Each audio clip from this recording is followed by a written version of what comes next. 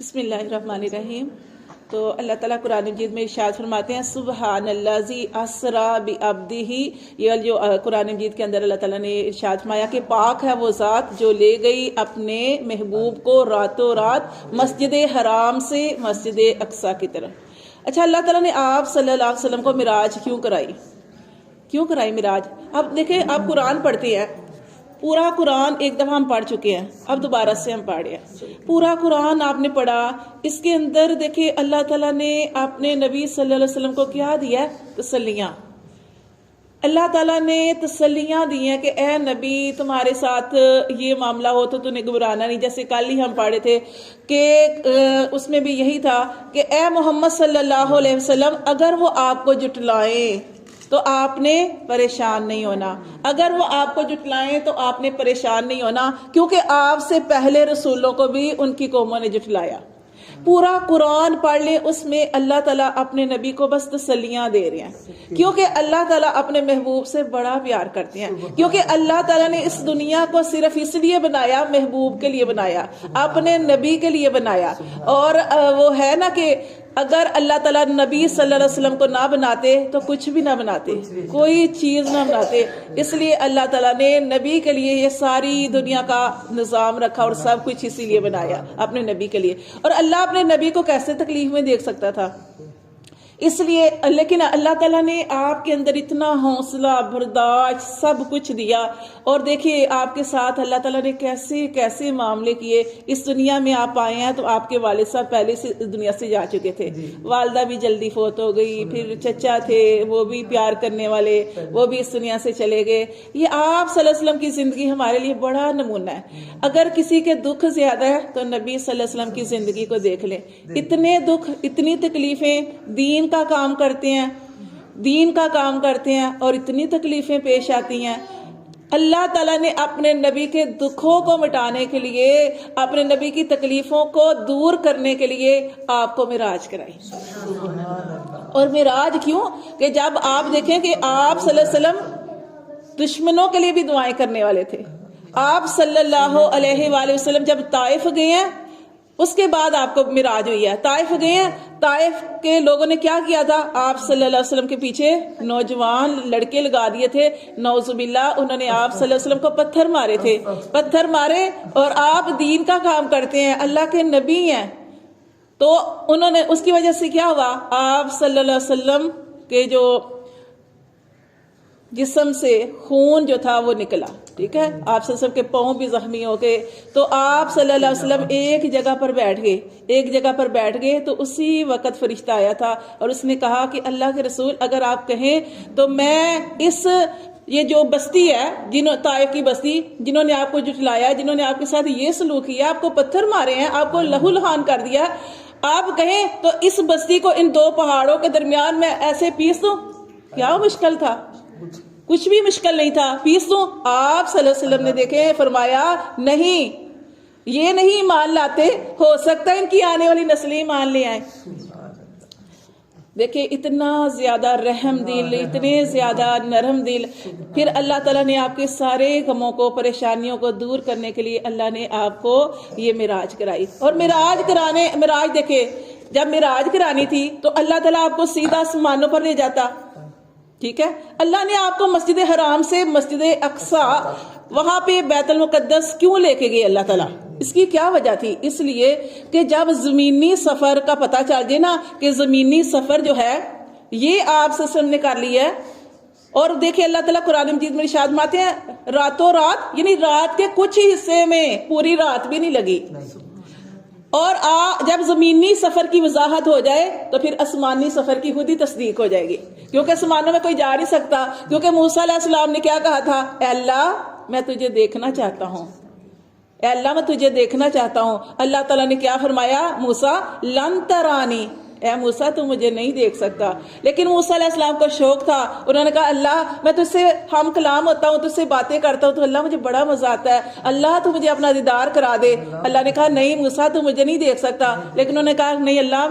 تو پھر اللہ تعالیٰ نے کیا فرمایا؟ اے موسیٰ یہ پہاڑ ہے، اس پہاڑ کی طرف دیکھو، اس پر میں اپنا تھوڑی سی تجلی ڈالوں گا، اگر یہ پہاڑ اپنی جگہ پہ رہا تو تو مجھے دیکھ لے گا، اور لیکن اللہ نے جیسے اس کے اوپر تھوڑی سی تجلی ڈالی وہ پہاڑ ریزہ ریزہ ہو گیا، موسیٰ علیہ السلام بے ہوش ہو گئے، نہیں دیکھ سکے۔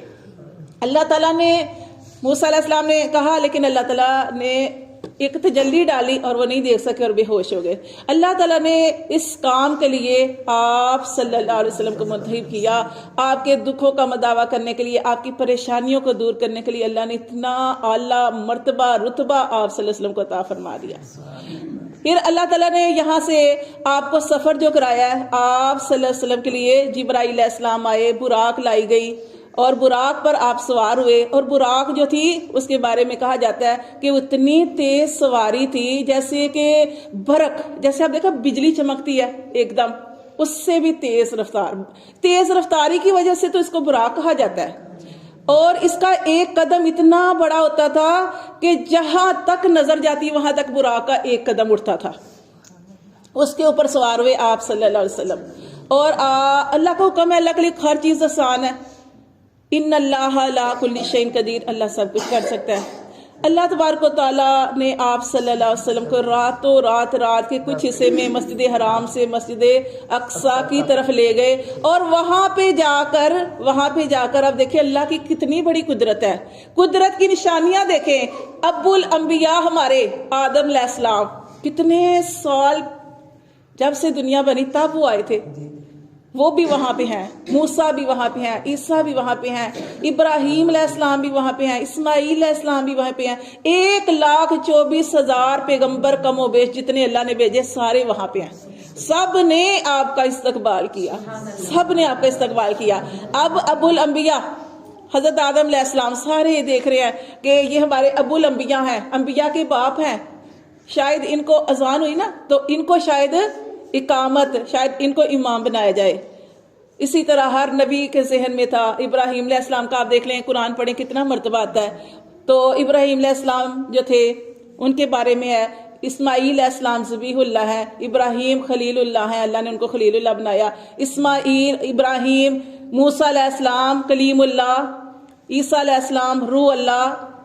لیکن اللہ تعالیٰ نے کیا کیا، اللہ تعالیٰ نے اپنے سب سے فرشتوں میں سے، فرشتوں کے سردار جو ہیں، کیا نام ان کا، جبرائیل علیہ السلام، حضرت جبرائیل علیہ السلام، انہوں نے آپ صلی اللہ علیہ وسلم کا ہاتھ پکڑا اور سب سے آگے کر دیا، آپ کو امامت کے لیے منتخب کیا گیا، کوئی نہیں بولا، آپ صلی اللہ علیہ وسلم سب سے اینڈ پہ آئے ہیں۔ لیکن کیونکہ اللہ تعالیٰ نے، کیونکہ قرآن مجید میں اللہ تعالیٰ فرماتے ہیں نا 30 پارے میں، تِلْكَ الرُّسُلُ فَضَّلْنَا بَعْضَهُمْ عَلَى بَعْضٍ، یہ تو رسول ہیں، ہم نے بعض کو بعض کے اوپر فضیلت بخشی، کسی نے کلام کیا، کسی نے کچھ کیا، لیکن اللہ تعالیٰ نے کسی کو اس سے بھی زیادہ درجہ دے دیا، اور وہ درجہ نبی صلی اللہ علیہ وسلم کو اللہ تعالیٰ نے عطا فرمایا تھا۔ اللہ تعالیٰ نے، اور پھر دیکھیں وہاں سے اللہ تبارک و تعالیٰ نے، یہ براق کا سفر تھا، اس کے بعد جو آسمانوں کا سفر ہوا ہے، اور آپ دیکھیں کہ جو پیغمبر زمین پر جنہوں نے آپ کا استقبال کیا وہی پیغمبر آسمانوں پر، وہاں پہ انہوں نے آپ کا استقبال کیا، وہاں پہ استقبال کیا، دروازے، اور کیسے پھر جیسے وہ پہرے لگا دیے جاتے ہیں، آسمانوں کے دروازوں کے اوپر پہرے لگا دیے گئے، اگر اللہ چاہتا تو ایسے ہی، لیکن کیونکہ اللہ تبارک و تعالیٰ نے اس نبی کی شان سب کو دکھانی تھی، فرشتوں کو بھی دکھانی تھی، فرشتوں نے آپ صلی اللہ علیہ وسلم کا استقبال کیا، ہر آسمان کے اوپر وہ اللہ کے نبیوں سے ملاقاتیں ہوئیں، اور سب نے آپ صلی اللہ علیہ وسلم کو مرحبا کہا، لبیک کہا، ہمارے پیارے بھائی کہا، تو اتنا زیادہ خوش آمدید کہا گیا۔ لیکن پھر کیا ہوا کہ چھٹے آسمان پر موسیٰ علیہ السلام تھے، اور 7ویں آسمان پر کون تھے، حضرت ابراہیم علیہ السلام۔ حضرت ابراہیم علیہ السلام،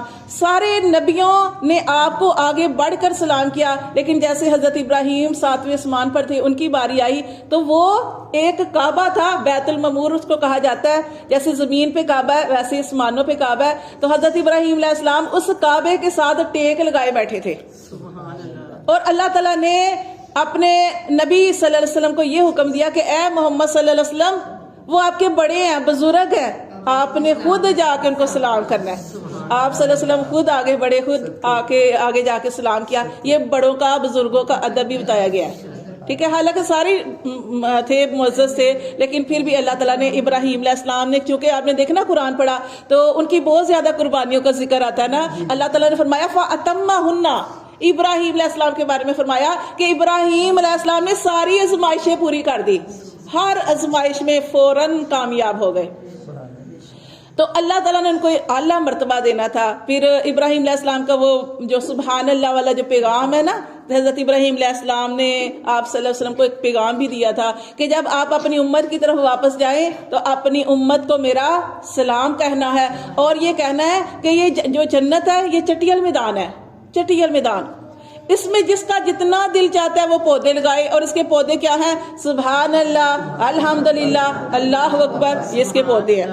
ایک دفعہ سبحان اللہ کہنے سے جنت میں ایک پودا لگ جاتا ہے، ایک درخت لگ جاتا ہے، اور اس کا سایہ جس کے بارے میں نبی صلی اللہ علیہ وسلم نے ارشاد فرمایا کہ وہ پودا ایسا ہے کہ 500 سال تک ایک سوار اپنی تیز سواری پر چلتا رہے، اس درخت کا سایہ کبھی ختم نہیں ہوگا، ایسا سایہ ہوگا.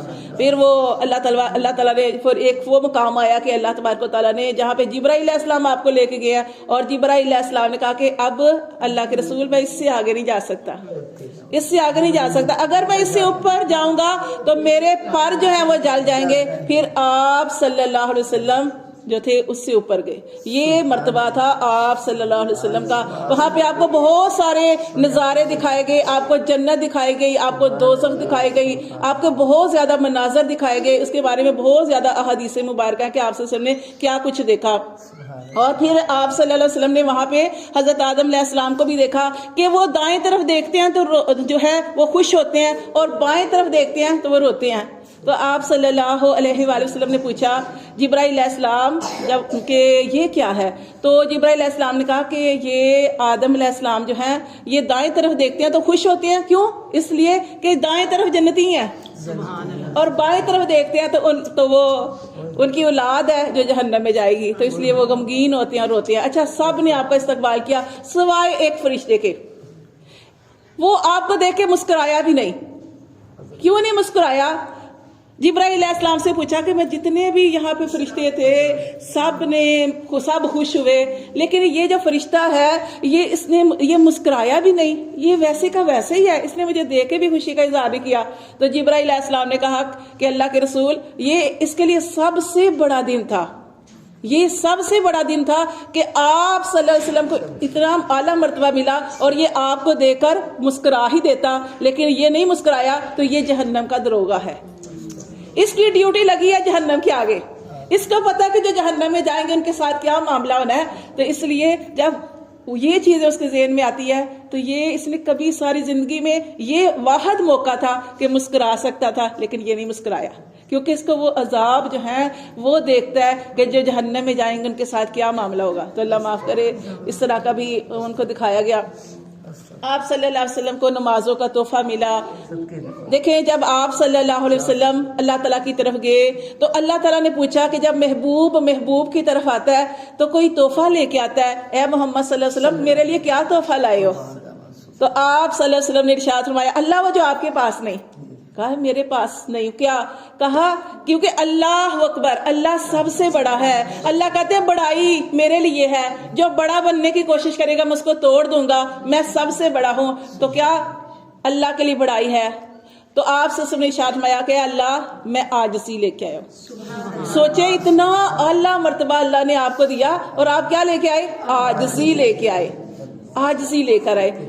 اللہ تعالیٰ یہاں پہ ہمیں یہ بات سوچنی چاہیے کہ ہم آج ہمیں کوئی دنیا کی چیز مل جائے، نعمت مل جائے، گھر مل جائے، عہدہ مل جائے، ہمارا تو ایسا حال ہو جاتا ہے کہ ایسے ہم تکبر کرتے ہیں کہ جیسے ہماری گردن میں سریا لوہا لگا ہوا ہے، کہ ایسے اکڑی رہتی ہے.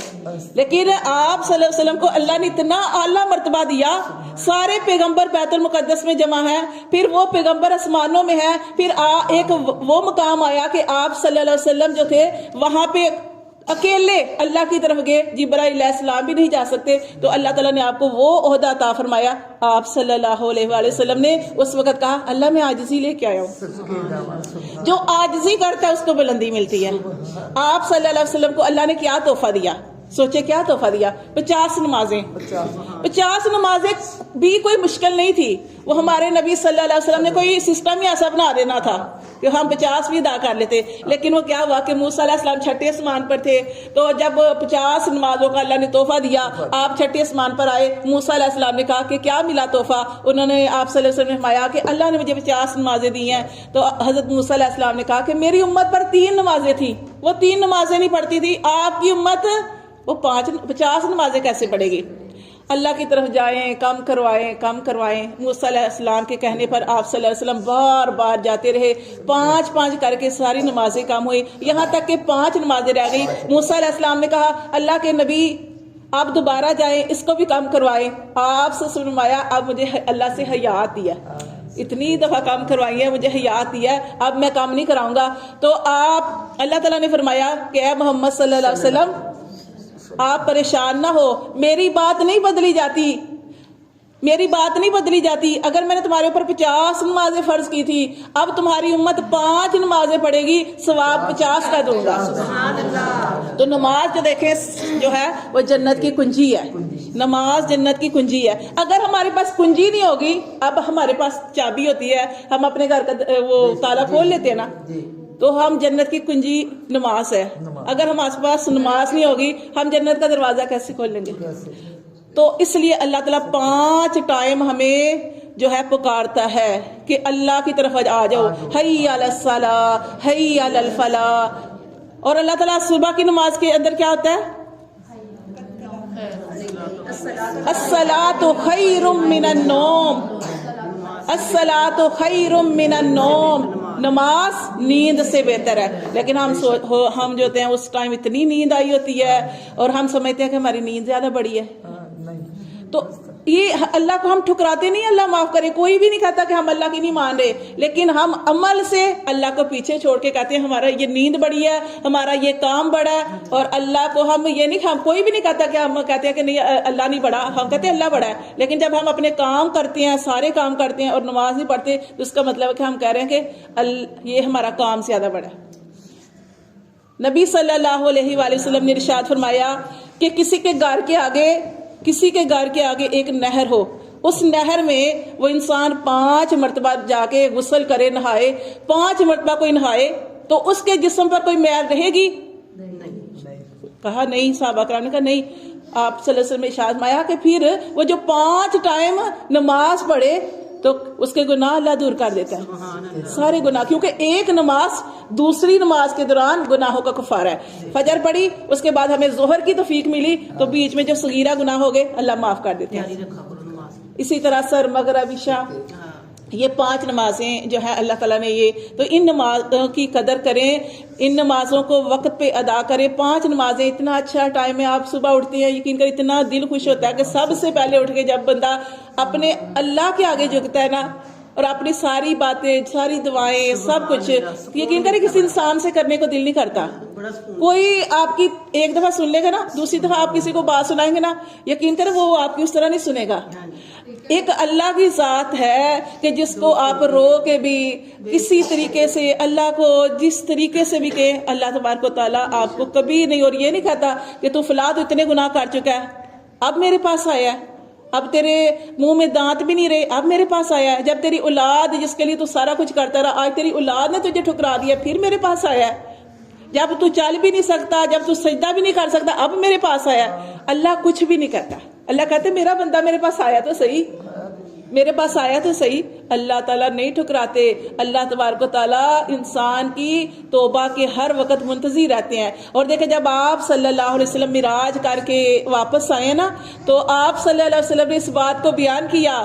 تو آپ صلی اللہ علیہ وسلم نے جب یہ بات بیان کی تو سب سے پہلے جٹلانے والا آپ کا چچا ابو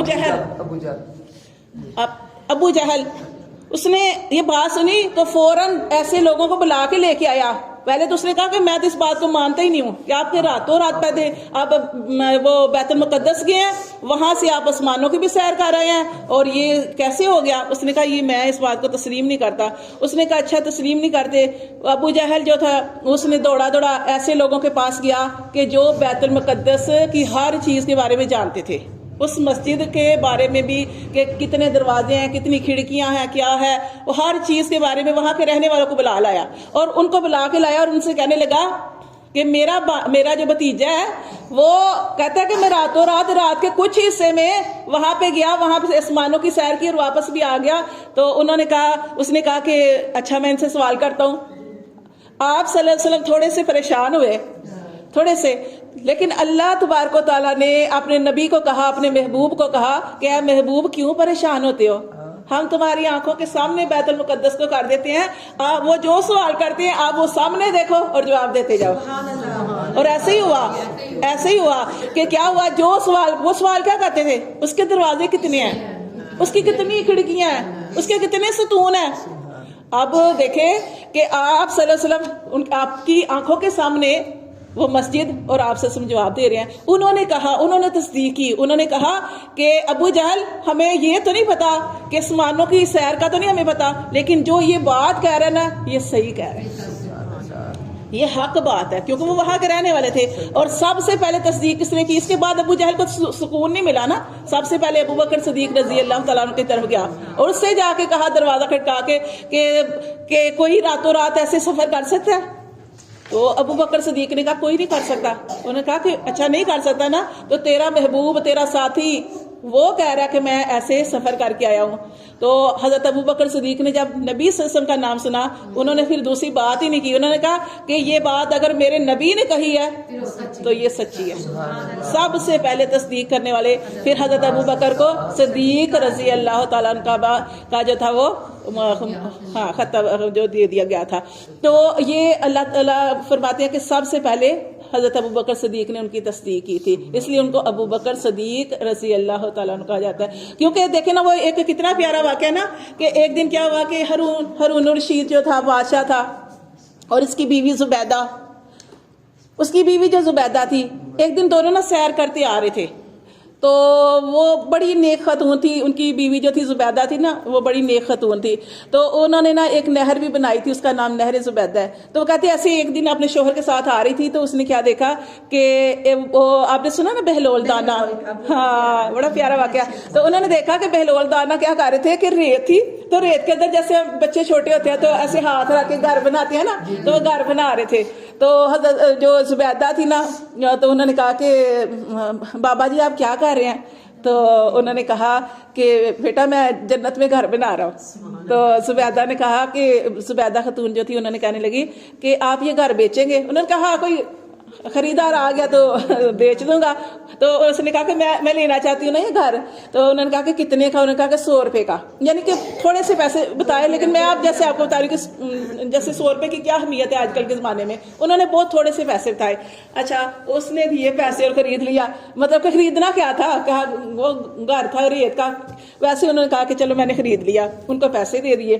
اب کیا ہوا کہ وہ نا ان کا جو شوہر تھا نا ہارون رشید، اس کو بڑا غصہ آ رہا تھا کہ یہ میری بیوی کر کے آ رہی ہے، وہ ریت کے اندر گھر بنا رہا ہے اور یہ خرید رہی ہے اور یہ کہہ رہی ہے جنت کا محل خرید رہی ہوں. کہتے ہیں وہ نا اس کو بڑا غصہ بڑا آیا، بڑا کوڑا، لیکن وہ خاموش رہا.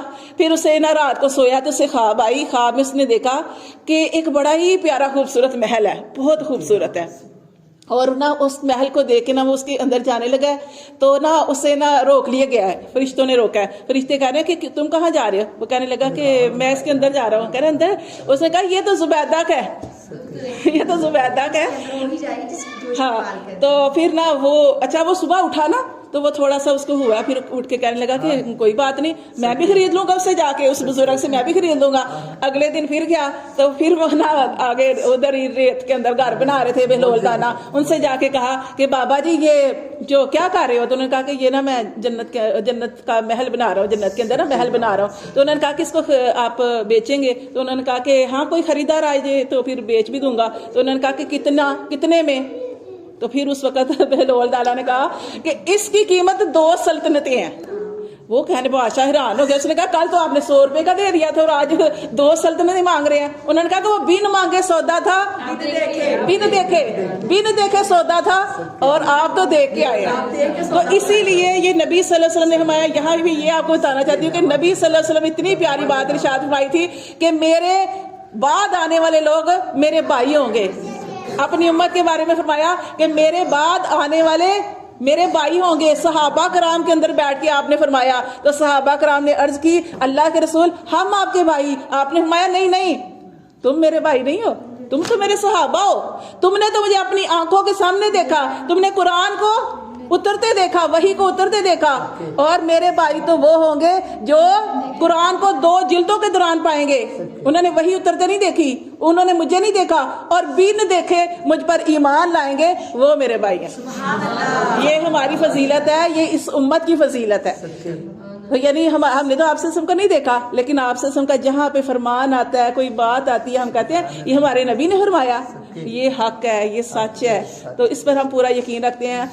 بے شک ہم عمل میں اس طرح نہیں ہے, اللہ معاف کرے, صحابہ کرام تو عمل کرتے تھے نا, ہمارے اندر عمل تو نہیں ہے, لیکن اللہ کا شکر ہے کہ ہمیں آپ صلی اللہ علیہ وسلم کی ہر بات پہ پکا یقین ہے کہ آپ صلی اللہ علیہ وسلم نے جو بات کری وہ حق ہے, وہ سچ ہے. تو ہمیں بس یہ ہے کہ نبی صلی اللہ علیہ وسلم کا وہ لایا ہوا تحفہ جو ہے نماز, اس کی قدر کرنی ہے. تو نمازوں کو کوشش کریں, نمازوں کو جو ہے پڑھنے کی, اور ٹائم پر پڑھنے کی, کیونکہ نبی صلی اللہ علیہ وسلم نے ارشاد فرمایا کہ جو نماز کو بالکل جب جانے کا ٹائم ہوتا ہے, وقت ختم ہونے کا ٹائم ہوتا ہے, اس ٹائم جو نماز پڑھتا ہے تو اس کی نماز جو ہے وہ منافقوں والی نماز ہے, کیوں منافق ایسے کرتے تھے نا. تو اس لیے ہمیں نماز بھی پڑھنی ہے نبی صلی اللہ علیہ وسلم کی